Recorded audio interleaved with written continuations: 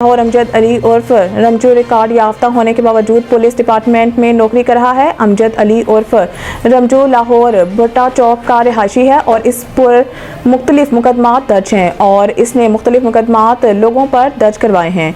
इसके बावजूद पुलिस में ड्यूटी कर रहा है और इसको किसी का डर खौफ नहीं है। हालांकि ये FIR का हिस्सा है और इसके अलावा भी नाज़ी F जैसी दफात भी इसके माथे का झूमर बनी है। हैरानकुन बात यह है कि ये फिर भी बासानी इसी डिपार्टमेंट में इस यूनिफॉर्म को पहनकर फिर रहा है जो इस प्यारे मुल्क पाकिस्तान की आवाम की हिफाजत करती है, जो हर मोड़ पर तहफ़्फ़ुज़ फराहम कर रही है। ये इस डिपार्टमेंट का हिस्सा बनकर इस वर्दी को अपने जिस्म पर सजा के इन FIRs को छुपाकर दंदनाता फिर रहा है। पुलिस डिपार्टमेंट को चाहिए कि अमजद अली उर्फ रमजू जैसी काली भेड़ों को डिपार्टमेंट से निकाला जाए, क्योंकि पुलिस ने हमेशा जुर्म करने वालों के खिलाफ कार्रवाई की है।